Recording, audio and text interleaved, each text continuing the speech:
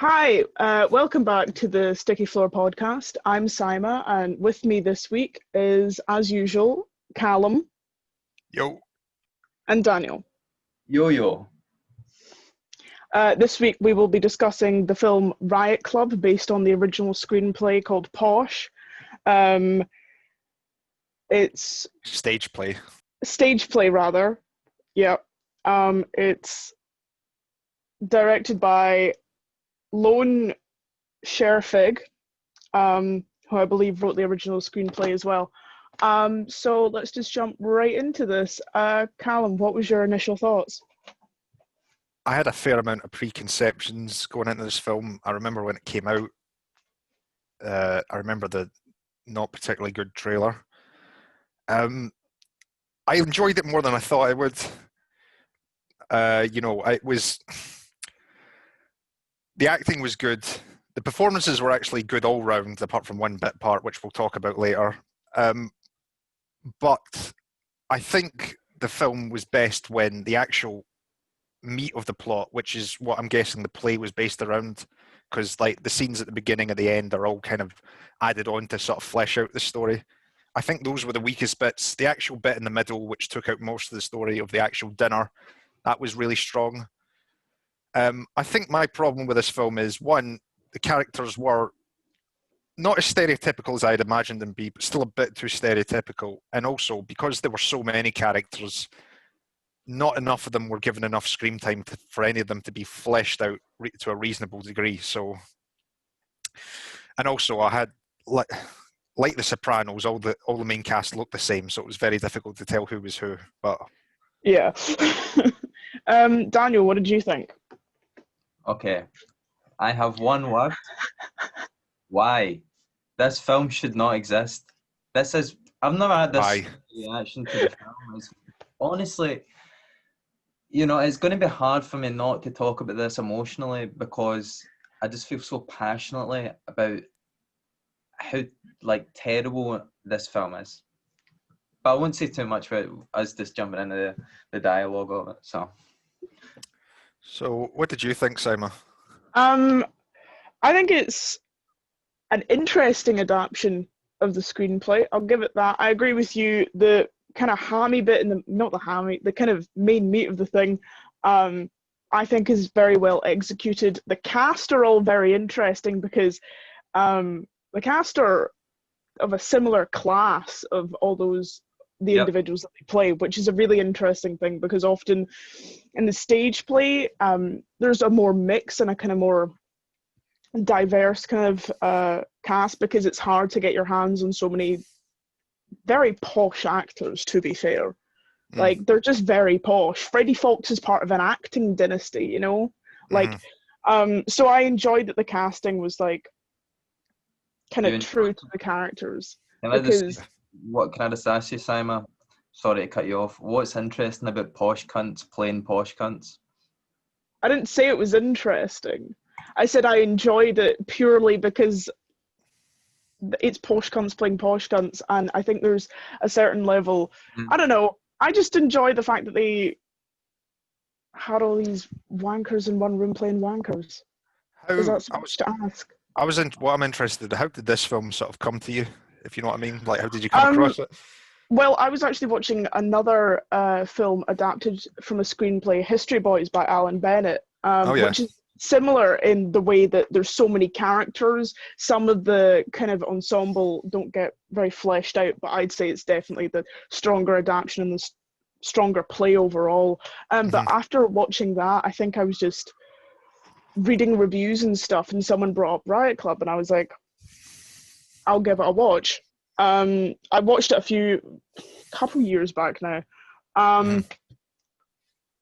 and yeah, that's just how I came across it. The parallels between that and History Boys are interesting, but there's not a lot. So there's no. First viewing of this film differ from your second in terms of your opinion? I've watched it a few times since I first watched it. To be fair, I still get as angry every time I watch it. I don't think that ever goes away. Like, that kind of guttural frustration and that hatred of them all, that never goes away. because they are despicable people. And that kind of like that knowledge that like this is based off what like the ruling elite like. Inspired, I think, is a better word than based. Like, it's not actually based. Like, obviously, the Riot Club in the film is a fairly thinly veiled analogue of the Bullingdon Club. Yeah. But it's not actually specifically, like, none of them are specifically based on any people or any particular event. It's broader, It's based on the idea. Yeah, it's inspired by like and based on the Bullingdon Club, but the actual individuals aren't based on anyone in particular. They're more an amalgamation of like the different subsections of posh cunts. So yeah. What was I mean, I'm trying to think where we should start first. I've got an interesting point. I guess I could put. Go for it. Go for it. The parallel that I make is The Wolf of Wall Street and The Riot Club. The Wolf of Wall Street is a film of similar debauchery. However, that film has a point to it, and that point is Martin Scorsese is asking the audience, well, you actually enjoyed watching this film, so maybe you should have a look at yourself. Sorry to interject, Daniel, it's not about the debauchery. There isn't actually a huge amount of debauchery in it. It's not about the kind of them being like hooligans, or it's about like the cruelness that comes with privilege. It's about how people are so blind to their actions and how cruel they can be because of that. It's not about drugs and bitches and I don't think it's fair to compare both of them because it's a very different thing. And the ruling elite in Britain and the kind of new money, nouveau riche generation of Americans, there's too much history behind kind of British like aristocrats and landed gentry and stuff like that to compare it to the nouveau riche of America. I understand where you're coming from with this, but I don't see it as comparable, just simply because of how different they are. You know what I mean? Sorry to interrupt. Because they're both privileged. They're both very privileged and wealthy, and basically. If you were to compare every film about privilege, then we'd be here all week. No, there's a total difference because The Wolf of Wall Street is, there's not really any, plot or hero's journey the same way there isn't with this film. That's why there can be a comparison made, in my opinion. And I guess the point I was trying to make, what was it again? It was that, we already know that these people are cunts. We already know that. So we know that. You presume that.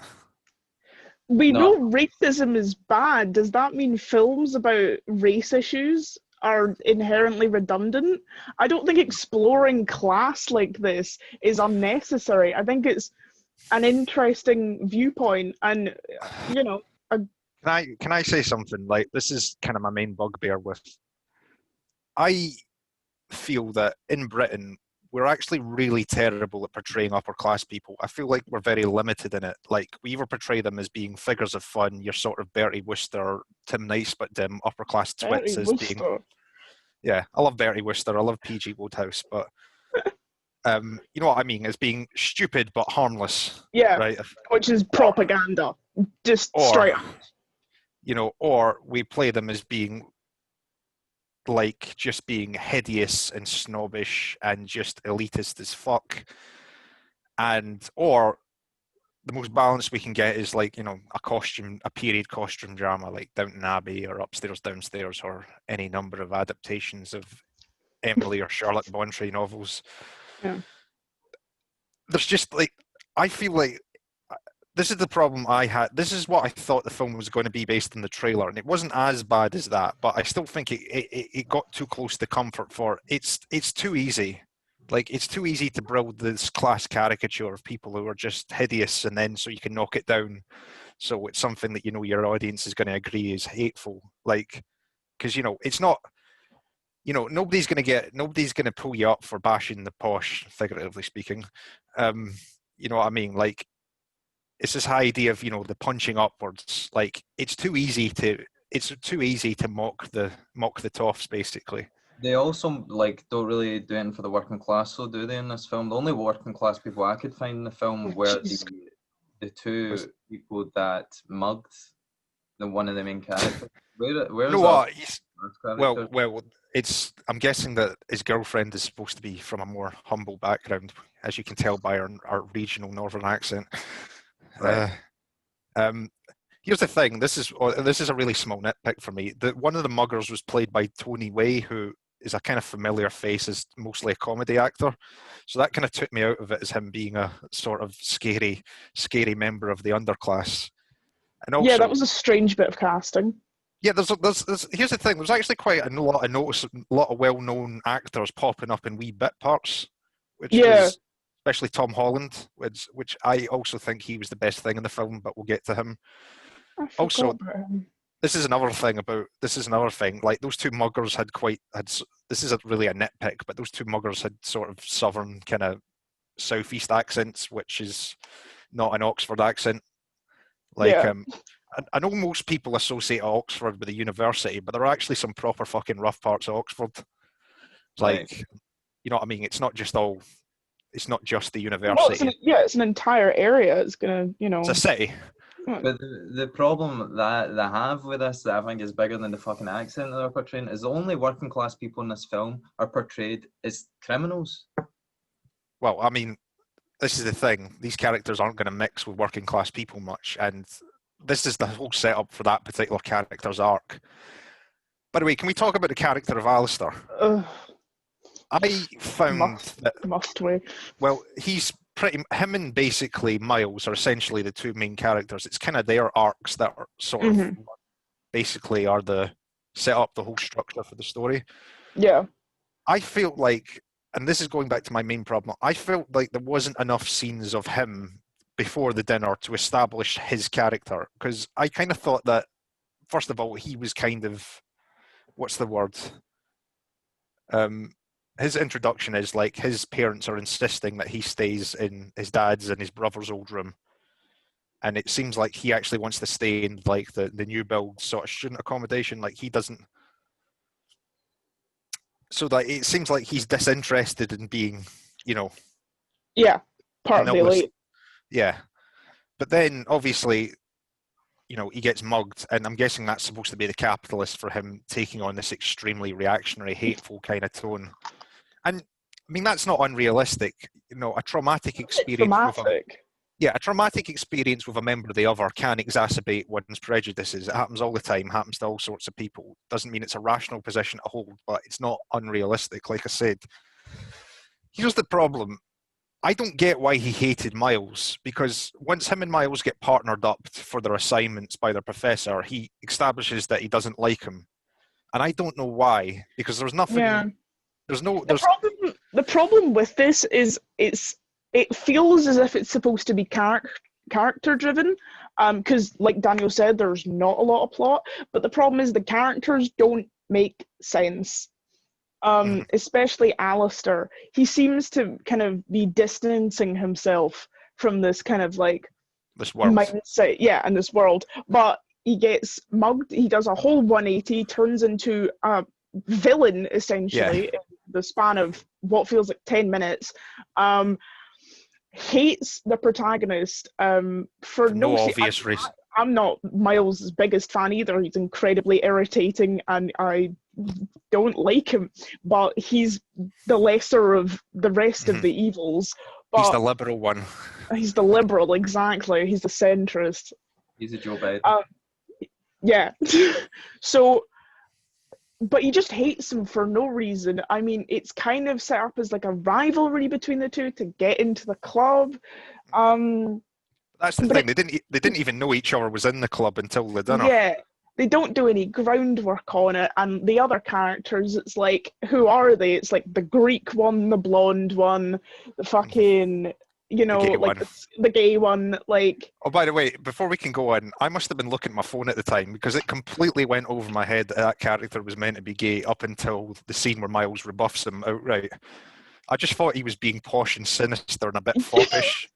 Like, you know what I mean? Because they're all a bit foppish, so the gayness is sort of hit, like... It's kind of like it's hidden like in plain sight. yeah, it's like I think it was like the second watch that I actually like picked up on that, because it's just like, but they're all like that. So that's the thing. Like, there's a genuine lack of like characterization out with like the caricatures.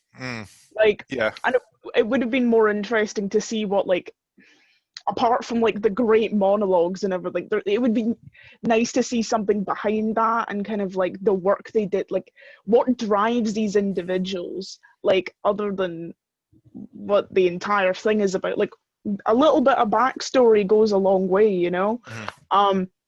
Yeah, and maybe, you know, I don't know, they're like, they will be just as hateable, don't worry, if you give them a bit of backstory. Like, I feel like people are scared to do that. It's like, they're not sympathetic characters at all. They're horrible people. I mean, sorry, Daniel, go on. With the characters, like, so you both think they're hateable, then what? I don't understand, like, how hateful. Yeah.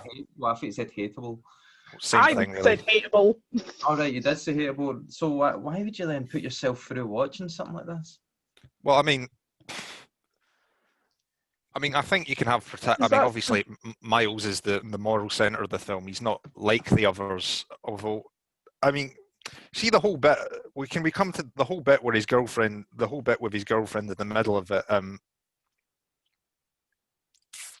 Sorry, I'll come back to that.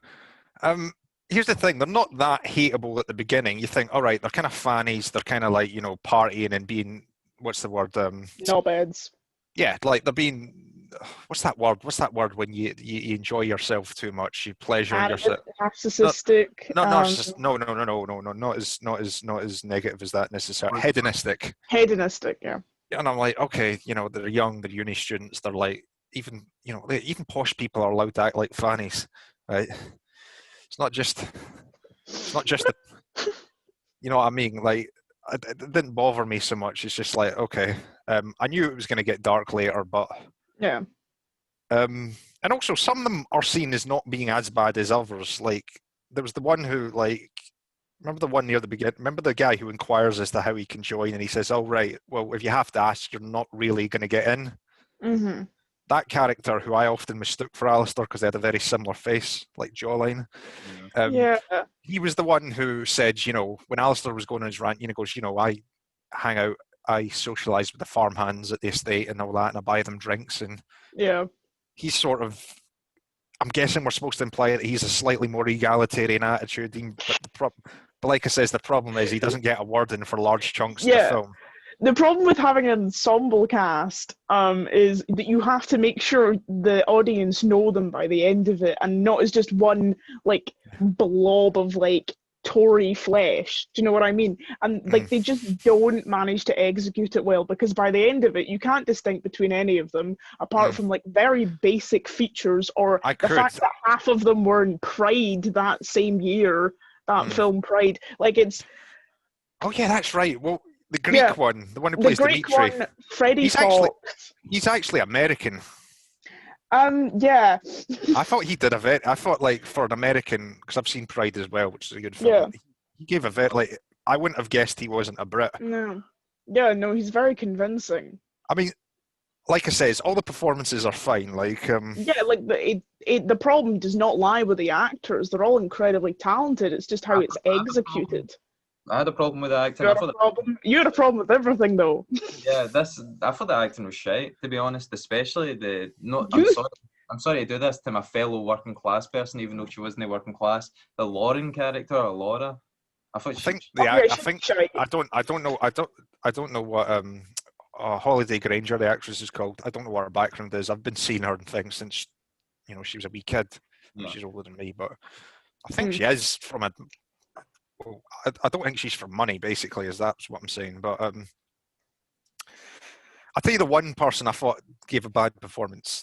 The member of staff from the pub/restaurant who Scottish guy. No, not him. That actor, I'll get back to him. No, the actor who played the member. Remember when Miles goes to the hospital to see what the damage is, and that guy tells him? I thought his who was like a kitchen. Oh, yeah. The kitchen hand.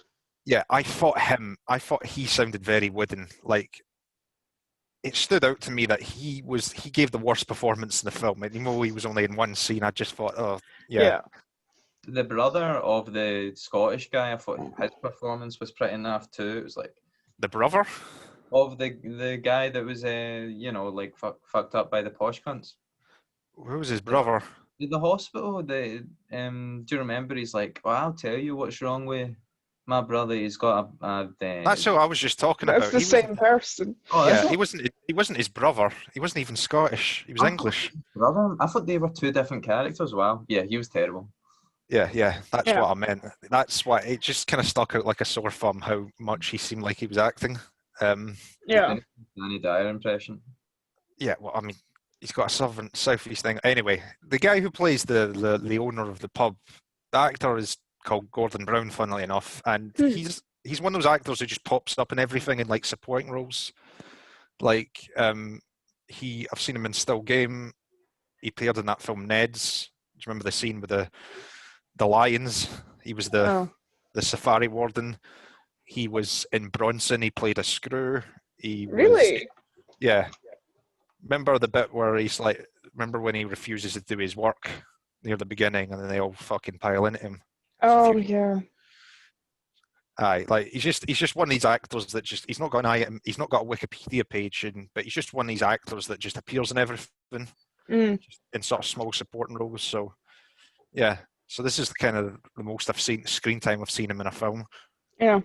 He was pretty solid, but there was one unrealistic part. He started saying "God Save the Queen" with all the English people. I was a bit. Well, maybe he's a Protestant. Who cares? Who cares? I'm only joking, mate.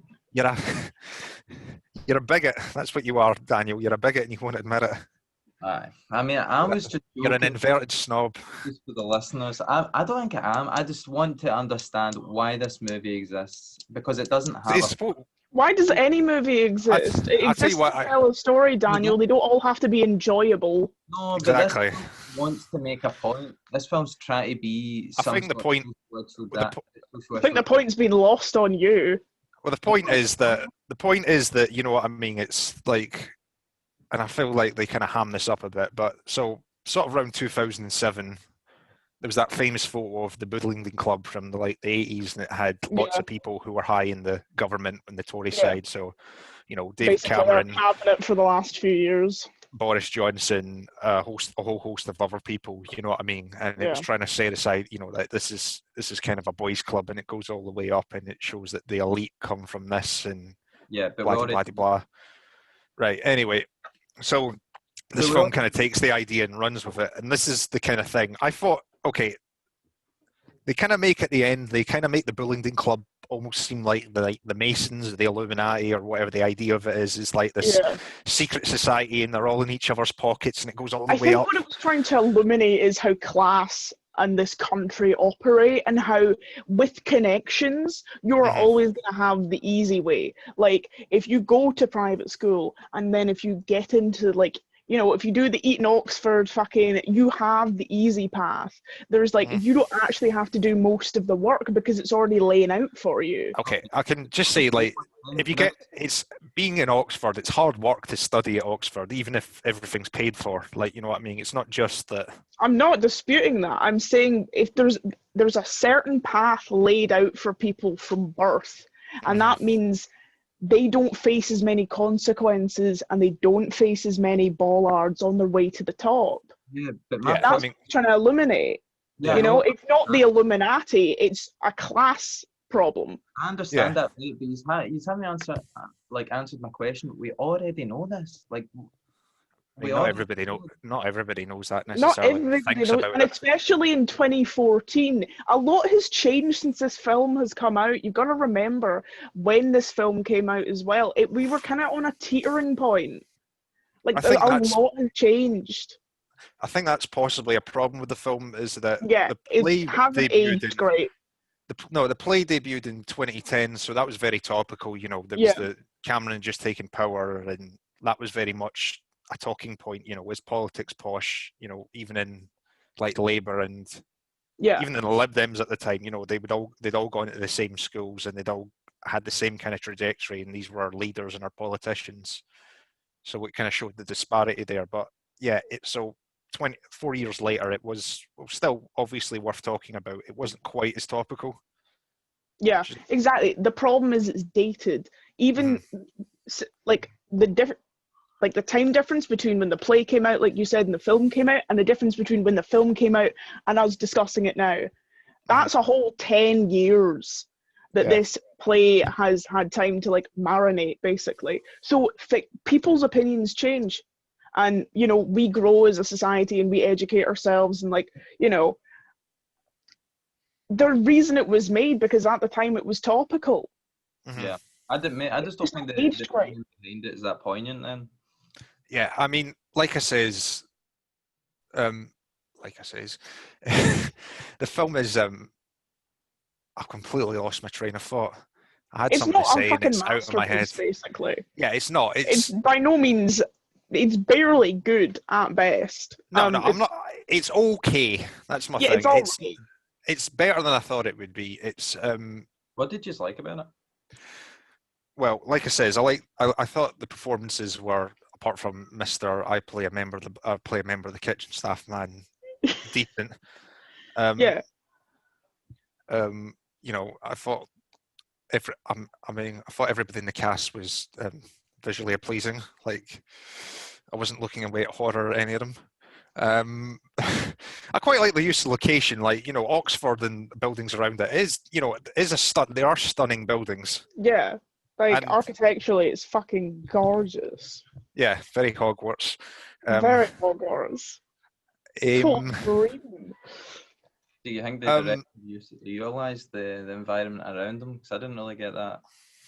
I didn't think it was that's the problem with adapting screenplays. Some of it was filmed at, I'm guessing, especially with a pub, some of it was filmed in Pinewood in London. So it was done in studio. Have you got Wayne's in your house? Or is it your cat? I've got my window open, so the kids from building across seem to be crying. They asking if you got your window open? Because my house is fucking roasting. Really? My house is freezing. Well, that's 60s builds for you. Right. Oh. When people cared about how council houses were made.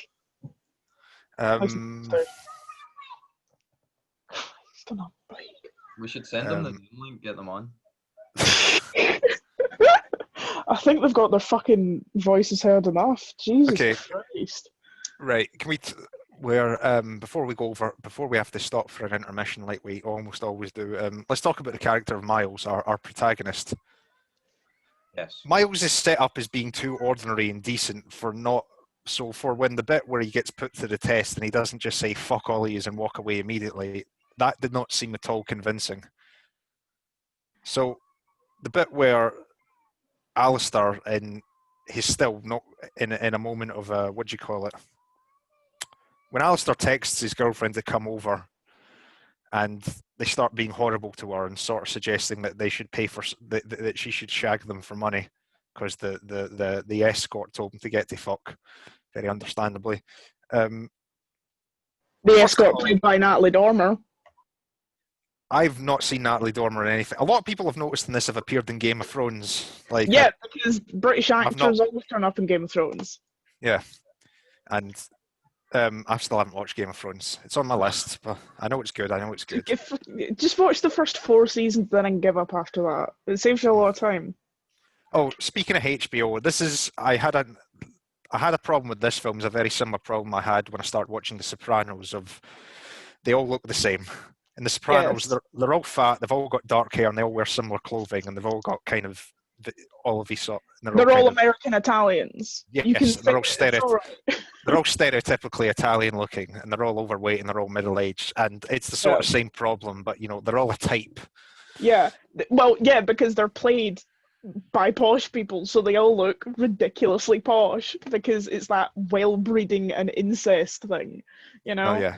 They all look the same, probably because they're all related. Yeah. Here's the thing. You see the character who played Hugo, the gay one? I actually Yes. thought he looked too old. Like, he looked much older than everyone else. But then I think looked it he up, was, and yeah, he he's wasn't supposed to actually. be. He's supposed to be like, you know what I mean? He's Yeah, been there for a few years. Like, but yeah. the thing is, I looked it up, and the character played Miles is actually older than him. He's not aging well. Yeah. Christ. I mean, sorry, I've got off track. So basically, that scene, I was watching this right and thinking, okay, why doesn't Miles most punch one of them in the fucking face? Yeah, the problem with Miles is he's an unlikable protagonist because he's weak-willed, has no spine, and is incredibly punchable. He has no personality. He's a Mhm. fucking doormat.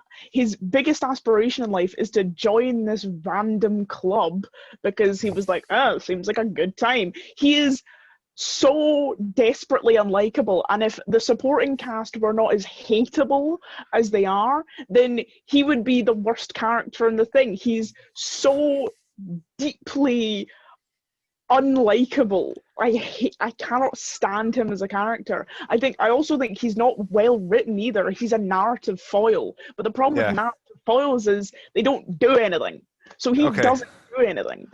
I didn't find him unlikable. They set him up as, okay, he's not a snob. He doesn't mind, mixing with people out with his own social class. That blah blah blah blah. He's all right. He's all right. He's a decent. Easy for him.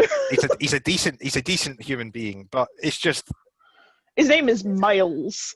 he did this thing that they do in films, especially in rom-coms, where the main character fucks up and then has to spend the rest of the film trying to win his missus back. Like, but it It's all the same happens. plot line every time. I mean, she didn't take him back, which, so good on the film for not going Yeah. the predictable way. But Oh, it's just that he fucks up in such a specific way that was, to me, completely unrealistic.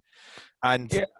the fact that one of them assaulted his girlfriend, and yes, all power to him, he tried to rush the guy and they held him back. Why, after that point, he didn't just leave? Again, doesn't seem realistic. I mean, I suppose the idea is that he feels like he's lost everything and he's completely dejected. But it just didn't strike me as believable at all, that whole sequence for his from a character that set up the way he's been set up. Who's supposed to be like a decent guy on the inside. Mm-hmm. He is a pit. Yeah, I know. Yeah. Daniel, He's like, what did you think of the character of Miles as our hero? Who? Again, maybe it's just I'm talking too emotionally, but even the guy that played him, I just looked at his face and I was like, "You're a prick," I didn't because really he was find tall and good looking and. Yeah, maybe that's what it was. Maybe I was jealous, or maybe it was just the fucking like he didn't have any likable qualities, That I don't know how else to put it. So if you're going to cast, did he? See, up until the fallout bit, didn't you think her and him and Lauren's sort of relationship seemed like they seemed? No, it made my skin crawl. Do you remember the part when they were talking about they were comparing words that they use? Mm-hmm. So she was like toilet, he was like loo, and then they both said dick, and then they started kissing. They said like posh people say serviette and not napkin, and I'm like, do they? I didn't even know. I never even heard of the word serviette before till I was about 21, and I'm pretty sure I'm the most middle class out of the three of us. I think it's like posh people, but like. And that's the thing. I feel like this is the thing. I've only ever met maybe one or two people like in my life that were like of this kind of old money milieu, old school fa posh people. Yeah. And what I mean? It's like there's not that many of them. There isn't actually that many of them. There's a lot. There's just not that many in Glasgow. Yeah, exactly. Like it's a very different environment.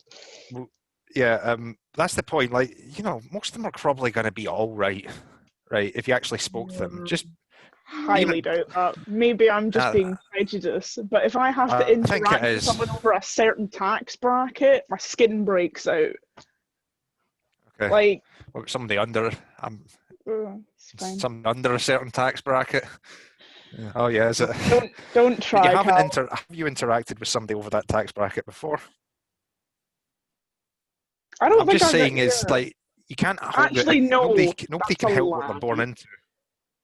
So I'm not gonna. What? I think I What? Nobody can help what they're born into. Yeah. No. I was when I said I had never met someone like that. I mean, it's kind of a lie. I met someone who went to an all-girls boarding Catholic school in Edinburgh that I think a bunch of politicians went to. That's the closest I've got to, like... I guess. That's not what... No. My point was that one cannot help what they're born into. Like, if you've got junkie parents, or if you're landed gentry or royalty, That's or... a pejorative term. What? Junkie. Don't use You know that. what I mean? Okay. If your parents are addicts of some variety, or, you know what I mean? Whatever, like I'm just saying, whatever your own personal circumstances are that you were born into, that's not something that you can help. So I'm not thinking. I don't think anybody should weaponize that against you. No, but criticize what one does, not what one is. Okay, I totally agree with that. But then, so I'm just saying you shouldn't be mean to posh people just because they happen to be posh. I think we should bully posh people more. We do it already. Like I said, it's easy. It's you having a can at fucking 2 p.m? Yeah, we'll touch on that. For the listeners at home, shut up.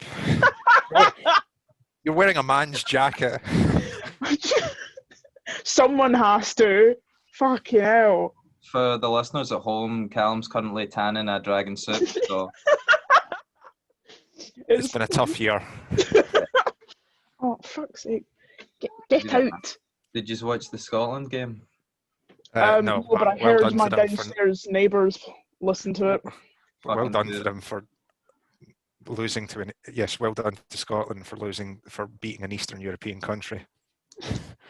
This is the best we've done in so long. It's so sad. Actually, that's harsh. That's harsh. Eastern Europe, they have put out quite a lot of good players. Yeah, Eastern Europe. I retract.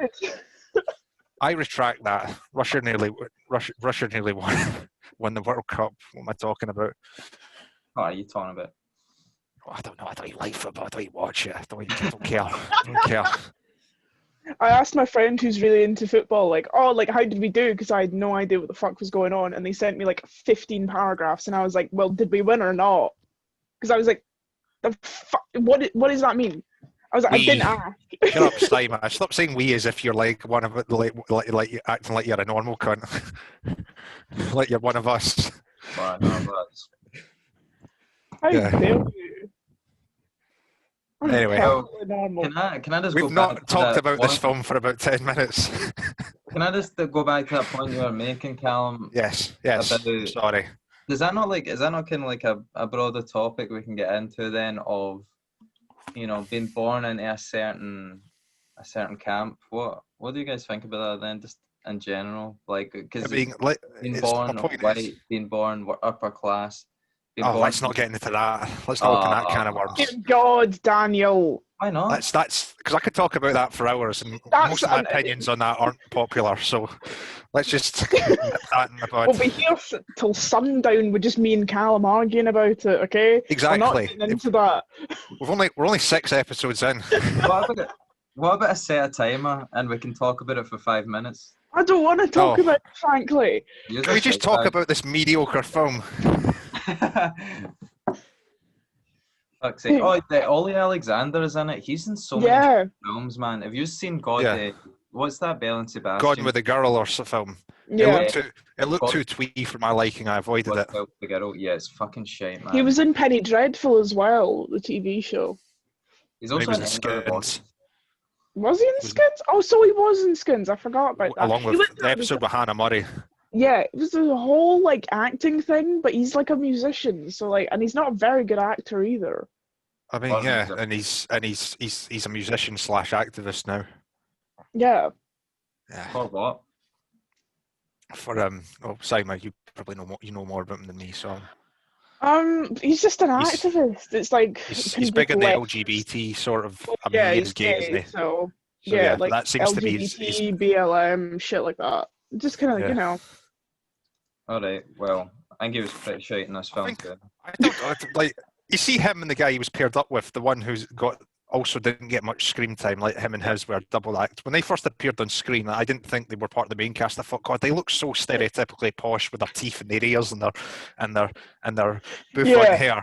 I thought, that kind of made me think, this is too stereotypical. It's but like, then they were trying to make them like the comedy relief or whatever, in the kind of double act thing, but there wasn't and I'm enough pretty sure. with them. Yeah, but I'm pretty sure it was one of them who who assaulted Lauren as well. Yeah, I can't remember. They all look. They all they all look look the same. Oh, by the way, the Greek one, who's not really Greek. Do you not think he looked an awful lot like Jimmy Carr? With his dark hair and his fat face. Jimmy Carr would fit into this fucking movie as well. Yeah. Fucking hell. The only one I could distinctly kind of disentangle from the rest of them was Freddie Fox, because I'd seen him in other things. Oh yeah, because he's the one that looks like Draco Malfoy. Yeah, that cunt. I was like, I know who you are. Yeah. Everybody else, not a fat chance. Because his whole character thing was he didn't want to get involved in some of the more dodgy stuff because of his career prospects. He played every character that Freddie Fox played from 2012 to 2018, which is a weak-willed kind of politically savvy kind of background character who was just kind of there's not a shyster, a sort of or we kind of it's one of the only things Freddie Fox knows how to play is this kind of posh kind of I'm not getting involved kind of type gay or mass murderer. That's it. So mass murderer. Yeah, that was a bit of a leap. Yeah, that's this year though. Things have changed for him. All right, I think his cousin suddenly becoming some kind of incel kind of alt-right nightmare might have changed him. Can we talk about the main character? Is it Alistair? Is that his name? No, well, Alistair and Miles. Miles is the main character. Alistair is the dark half. Yeah. Okay. So, just his performance, what did you think of that? I thought he was melodramatic when he gave his speech, and that was probably straight from the play. See that whole bit where he says, "I'm so sick of these fucking poor people." That was in the trailer. Really hams up. That was in the trailer, and that made when I saw it all those years ago, and I thought, "Oh, for fuck's sake, right?" That was just too on the nose, and yes, we're posh, we're evil, and we hate the poor. You know what I mean? That I feel I felt like he was, he's got a good villain face. You know what I mean? I felt, like I said, I thought all the performances were, apart from that one bit part, were decent. I just feel as I said earlier, I felt like not enough time was given to his character to flesh him out, to sort of highlight his dark descent. Yeah. Right. I don't get why he hated Miles. He seemed like he wasn't that interested in doing the posh dynasty thing, but then he did, like you said, he did a 180 and he went, you know what I mean? Yeah, fuck it, See, with the Miles thing, did he not? Because they were having an argument at one point about the national healthcare system, whether or not. Yeah, that's the thing. But he established that he hated him in the scene before that when they got paired up as partners, and it's okay, why do you hate him? All he did was swap his bedroom with you. I mean, can we go back? This is one scene I don't. Was it? Remember the scene where we see Miles and Lauren together in the dining hall for the first time, and there's another posh guy there. Was that Alistair or was that another one? I think that was Alistair. Yeah. Okay. If I recall. Was that the scene? Or was that the scene that's supposed to establish their rivalry? Oh, fuck knows, honestly. I can't even remember what was said in that scene. Point of plot is so underwritten and underdeveloped. It's not even it makes no sense. His character intentions make no sense. That's the problem. I think Alistair's whole storyline could have worked if there was just one or two more scenes to flesh him out. Yeah, we spend too much time with Miles and not enough time with Alistair, so we don't really know who our second protagonist is, or more likely our antagonist. Yeah, exactly. I get the sense that we're going through that, he wasn't a bad guy, but he had this traumatic experience coupled with all these expectations of him, and he just goes into this dark descent and all these prejudices come out and all that, and like I said, could have worked, just not enough given to it. Yeah, and also you could say it lacks richness. Well, thank you. I mean, you could say that, but I'm not going to. Yeah, so that's basically my main gripe with the film is just not enough time given to enough of the cast to kind of make it that substantive. And again, it's this whole thing of it's far too easy to build these characters out to knock them down again. Also, there was the other character of I think he's called Jamie. He was the one who's the Tory MP. Who's got the Tory MP uncle. Mm-hmm. This is another problem I had with the film. So the sort of scene before the dinner. So the play is basically the dinner. That was the stage play. Mm-hmm. And so the girlfriend, the character of Lauren, isn't in it, and there's other stuff that happens into it because it's all set around this dinner. So I felt like tonally the scenes at the beginning. So the thing with Jamie getting the blowjob off the red-haired girl in like the changing rooms, just the whole way that was shot. I just think, okay, this is going to be some typical young people being decadent sort of thing. Yeah. And I just felt like all that stuff tonally did not fit in with the bit in the middle or the ending. So yeah, it's quite obvious where the screenplay starts and ends, which is exactly the stage play. You mean? Yeah, stage play. Mm-hmm. Same thing. No, a screenplay is a script. Yeah.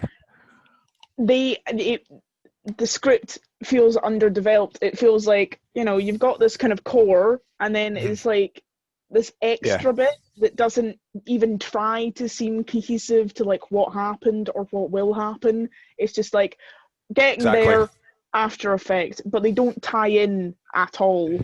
Yeah. Like tonally, visually, plot-wise, fucking dialogue-wise, even character-wise. It's all very strange. Yeah, exactly. You've put it in the words that I wanted to, but far better. So. But you're down in a can of Foster's at 2 p.m. So. Yeah, well, we can again. I was gonna explain that when we weren't recording. Mm-hmm. Daniel, once again, me and Dan Simon have been talking for ages. Have you any thoughts? What are you talking about? Just the. We're saying how the stuff that wasn't. We're saying how the stuff that wasn't from the play. So the beginning, and I'm assuming bits of the end as well. I think maybe it was too obvious that those two things were written separately. Simon, have you seen the play? I've seen kind of like shaky film footage of it. Excerpts. Yeah, very badly pirated versions of it, but. All right. So I was going to say maybe I would have enjoyed the actual play a bit more, but what you were saying about the first act and the third act, basically just everything out with the pub. The reason I kind of hated it so much was because I didn't like the characters and I didn't enjoy being in their shoes or just fucking hanging about with them. Like it felt like a bit of hanging movie when they're in the pub and stuff like that, and though it wasn't funny. That's another thing. It's not supposed to be funny. No, there were some bits. Yeah, in the first. I must have missed that. No, like the bits in the pubs. Yeah, exactly. Or the Porsche part where the whitey's on the hood of the car. It's for comic relief, and it just doesn't work. That just made me uncomfortable. Yeah, I mean, this feels like a very early 2010s film. Yeah. It feels like it's coming off that kind of, sort of Skins sort of vibe. Well, I mean, in the British sense, I mean, like, sorry, that cat is. What's your cat called again? Blue. Blue. We see Blue. Yeah. Do you want to come? Do you want to? No, she's running away. I have to edit this out if you fucking were waiting to see Blue. God, what a fat bastard cat. Yeah. No, I'm kidding, man. That's cruel. She is huge. She's fluffy. Yeah. She's fat. Is she big boned or just? No, she's fat. Right. But she's also a ragdoll, and they're like huge anyway. So. All right. Oh yeah. Just out of interest, where were you off to before we start recording? I just need to get out of the house. Yeah. Sorry, Daniel, what were you asking? Because the cat, what was I talking about before the cat came into the picture?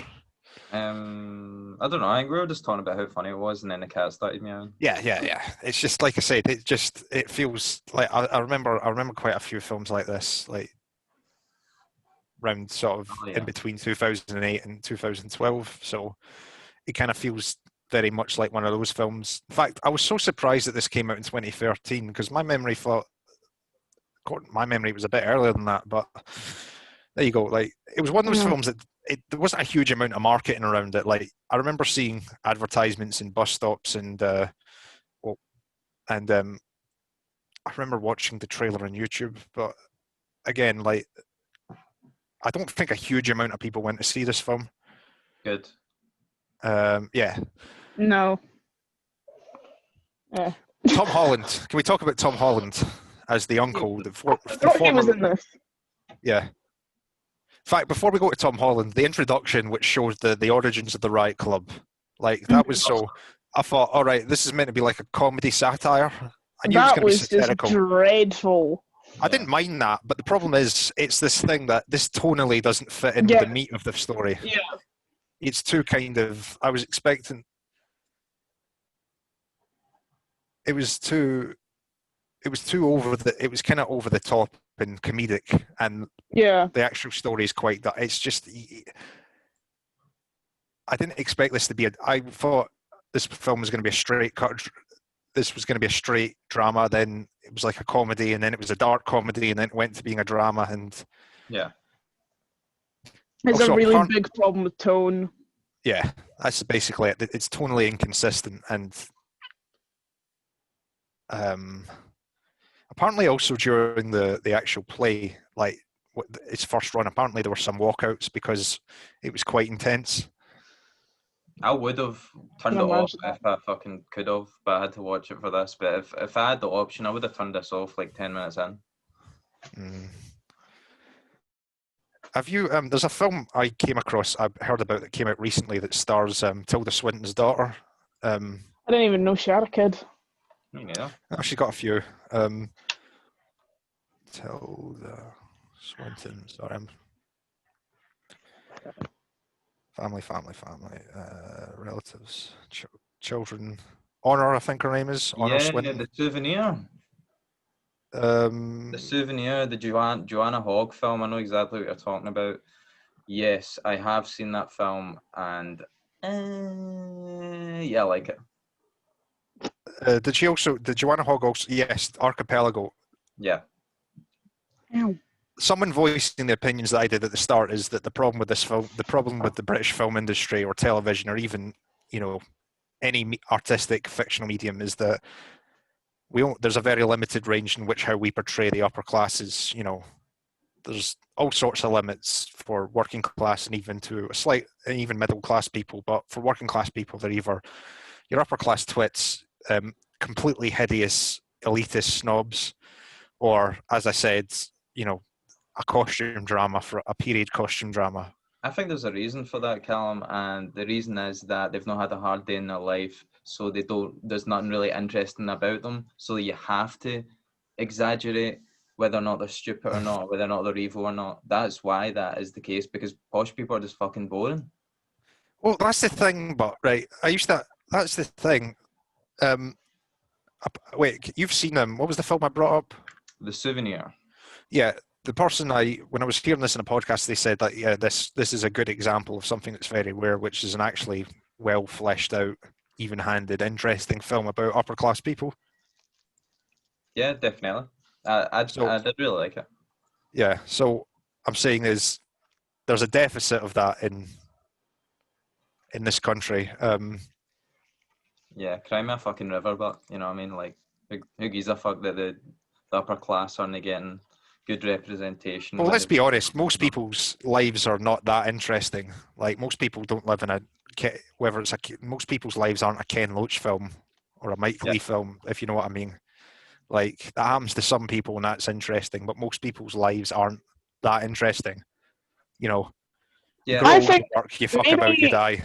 Maybe this is me putting on the tinfoil hat a little bit, but I do believe that it's on purpose, and not the way Daniel said. I believe it's out of a way to distance the upper class as an actual threat, because they're either seen as hear me out, they're either seen as the lovable fool, or like this kind of so far removed from anyone you know, greater than God villain who is like so genuinely like disgusting to witness, or period pieces. So two like kind of very fictionalized version of real people, and one where it just lowers their threat. And I feel like there's a reason for this, especially in British media. Can I just say, in the first one, I have met some upper class people who are like that, who are lovely people but just a bit ditzy. But the thing is, right, there are plenty of people who are lovable and ditzy, but when you're portraying people in media, you have to show nuance. Otherwise, they become caricatures, and people don't see them as real people, and people don't see them as a threat. And the thing is, we see the way posh people and like the upper classes and the aristocrats, well, the aristocracy, are presented in media is, I believe, a little bit brainwashy. Yeah, well, can I just respond to that then? Sorry, Callum. What you were saying, Simon, about just me believing that they're a wee bit like not interesting, that's probably me just talking emotionally, and because I'm so separate for that world. So I guess that's, probably why I believe that. I do get where you're coming from with that. I'm not disputing it. There probably are very boring people, but I think the way they're presented is to remove ourselves from what they actually are and what the class struggle in this country is all about, which is maintaining them at the top. And even if you do, represent them as this like lovable fool or this like far off period piece, it removes them from the responsibility that they have as privileged citizens. Yeah. And when they're villainized in such a fictional and overextensive way, they become caricatures, which, even though they are presented as a threat to the people in whatever form of media we're watching, it lowers the threat in our actual lives. Unless you're so like overly influenced by media, you think every posh person is going about with like a fucking like mace, top hat, mace and chain, Yes, and like, a suitcase full of cocaine. The caricature of the posh person, I believe, is fundamental to how this country works and is totally on purpose. Okay. I just do. I don't know if it's that deliberate, because if you think historically, up until a certain point, lots of famous, whether it's plays or stories, are about the upper classes. That's because that's the only story we were able to hear, because the poor couldn't write. Yeah.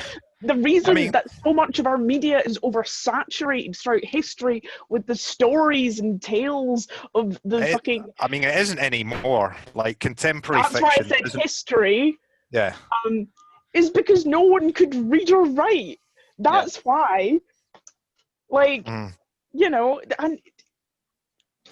have to go to you'd have to go to a foreign country if you're fucking living, being brought up in like the 50s or 60s here. Like James Kelman, one of my favourite authors, said he never read an English novel just because all he could find was like Dickens or whoever else. I don't really give a fuck, but he would have to go to like Russia or France to really find anything about his own people. Yeah, I mean, we're going off topic, but yeah, that was a sort of thing that in children's fiction, like up until the 70s, like most children's fiction that was around was kind of like sort of Famous Five, Scrumping for Apples. It's all very tough, Our entire culture is... Our entire history is written by these people, so we have a warped perception of like our actual Enid Blyton's reality. more middle class than upper class. Enid Blyton is so middle class, though. It's not just like middle class; it's like painfully middle class. Well, we can't help ourselves. We can't and help the way we are. was written by Enid Blyton, so like fucking Mallory Towers. I mean, you guys probably didn't read that, but my mum read me Mallory. How many children actually solve crimes with their trusty dog? Don't know. Never having had a dog. Maybe Sleuth. That's the key. I wonder what the basis is of child sleuths. Because in the real world, if you're a sleuth, you're just like an ass. Yeah. Maybe that's Fact, again propaganda to make people trust the police. I mean, the village which Miss Marple lives in is very transient. Like, there's a whole new cast of characters in this very small village every story, and she Do always not solves start everything. ragging on Agatha Christie in front of me. I said I've got an auntie who like watches a lot of the Miss Marple kind of stuff on ITV3. Yeah, And as I do just I. said, if I lived in the same village as her and I was going to kill somebody, I'd kill Miss Marple first. Yeah, you just off her. Just go around. Oh, can I borrow some sugar, Miss Marple, and then push her down the stairs. Yeah. Everyone else in that place is useless, but that's the thing. That's the great thing about Agatha Christie and Poirot and fucking Miss Marple is just it's fun. Well, the Polish during World War II, they were dealing with a lot. They were dealing with too much. They couldn't. Have you watched Knives Out? No. Well, you need to watch that. That's like a homage to a lot of the Agatha Christie whodunit stuff. Yeah. My best friend read the screenplay because she doesn't like watching films because they're a bit too much sometimes. But what? What do you mean? Just sometimes it's like a bit much. That's all. I get what you mean. I know a lot of people, and I'm getting older, as if I can't sit still for that long. Yeah, exactly. So. Oh right. Yeah, this can't be arsed. Read the screenplay, and she told me all about it because she knows that I like fucking Agatha Christie and everything. And she was like, "But the sound, it just is my feelings on it." You need to watch Knives Out. Brilliant. It's a really brilliant thing. It's also homages are so often disappointing. Yeah, I don't mean it's a literal fucking like homage. I'm just saying that it does justice to the whodunit genre, is what I'm trying to say, and it's an updated version. You should go watch it. Okay, I think we should wrap Star Wars, so. Yeah, I think we should wrap this up. Final thoughts. So, final thoughts is I don't think it's a bad made film, but yeah, as I've reiterated several times, characters aren't fleshed out enough. The bits that weren't in the play and the bits were written for this film are so obvious in terms of tonally inconsistent. The main characters' arcs aren't done that well enough.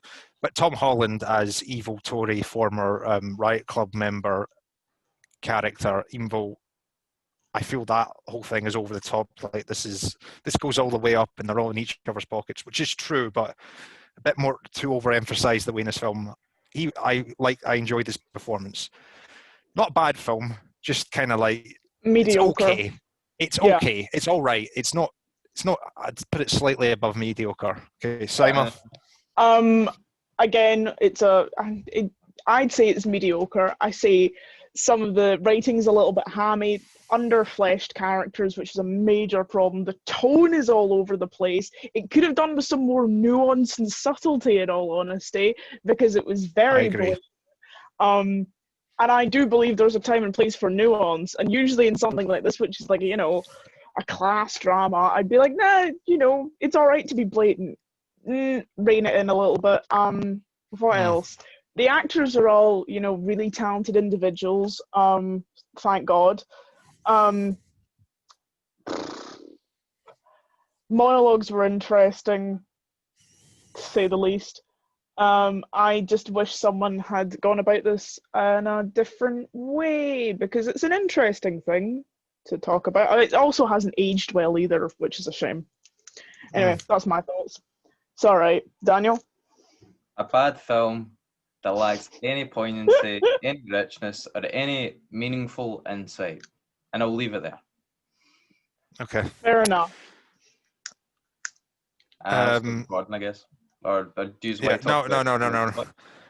Yeah, so here's a new segment, folks. We're going to do this at the start of the episode, but we forgot. If you don't care for it, let us know in the comments. What have we been watching this week? Where we discuss what we watched this week, apart from the film we just discussed. Yeah, exactly. This week, I watched Detroit by Catherine Bigelow. Did you enjoy that? I thought, somewhat similarly to this film, there was a bit of a clash in tone, but that was just more in cinematic style. I felt like she was trying to make a film like a Paul Greengrass film, like a sort of docudrama. I thought I love the cinematography. I love the way it was filmed. I felt some bits were a bit too filmy and cinematic, and that clashed with the more sort of social, realistic parts. But otherwise, very intense, very upsetting film, very well made. About a third of the way, when I was about 2/3 of the way through, because I didn't know anything about this particular story, I was thinking, this better be based on a true story, otherwise I'm going to be fucking angry. You know what I mean? That you've made me this angry, and it's for something that didn't actually happen. Yeah. And I've heard some people say what's in it is exaggerated or stretched, and I know there has to be some created liberties with these types of things, but I hope not. I'm not saying I hope not. Obviously, I wouldn't hope anybody suffered like these people suffered, but like, Yeah. I hope they've not like stretched it just to get my hackles up. Yeah. Have you seen it in ages, either of you? No, but John, Right. the guy that was in Star Wars, is that right? John Boyega, yeah.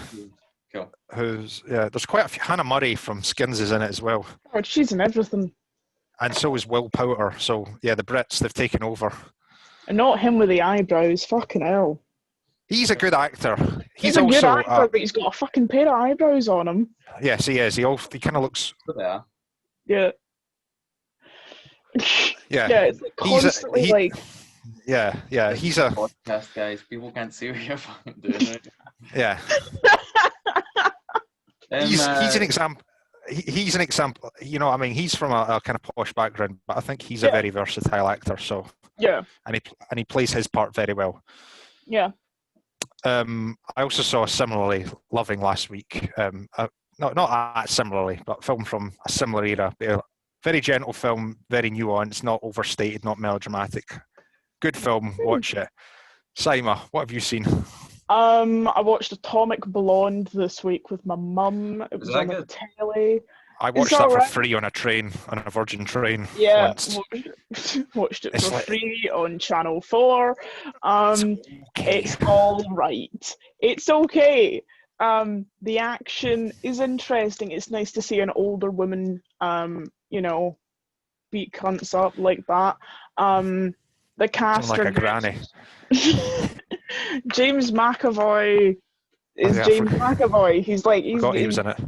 He's good at what he does, and he doesn't range far from it. He's compelling as whatever he was supposed to be. The plot was a bit strange. I liked what it was trying to do visually, but I appreciated it, but it wasn't for me. You know what I mean? Like, I was like, oh, I like how there's like two different kind of like aesthetics going on, but I personally didn't like the neon thing. I hated that. I thought that was tacky. I thought it was dated. I know it's supposed to be set in the 80s. Yeah, but I mean, like, how they executed it, it was like, when did this film come out? Like, late 2010s. It's barely late 2010s. That neon kind of fucking, hated that. I like the kind of grayscale though. That was good. That's about it. Bear in mind, it is based on a comic, so the visuals I know are going to be a bit. That's why I mean, like, I appreciate it. I just didn't like it. Robert Sheen's ex-girlfriend was in it. Sophia Boutier, I believe. She was great for her like 15-20 minutes of being the Irish boy.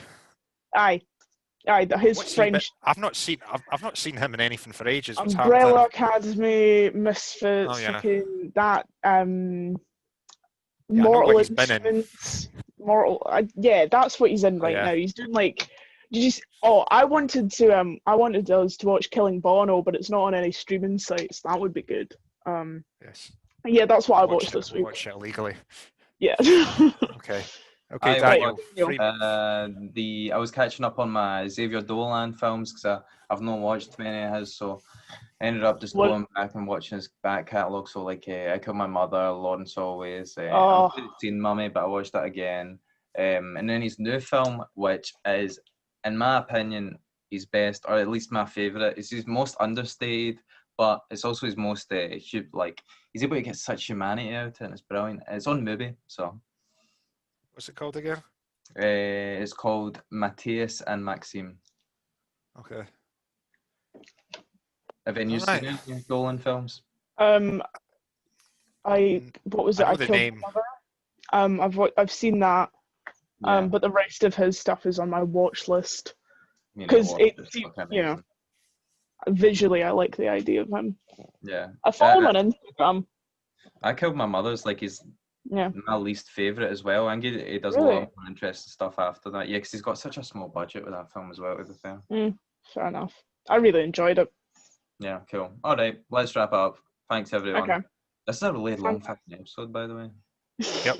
Covered Yep. a lot of ground, and we strayed Lots to into talk about. yes, and we strayed into maybe one too many areas. Nah, I think we fucking nailed it today, guys. Okay. Well, in that case, goodbye and good night from the Sticky Floor podcast. Yep. We're thinking of changing the name. Yeah. It's been Daniel Simon Callum. Thank you for listening. Yes.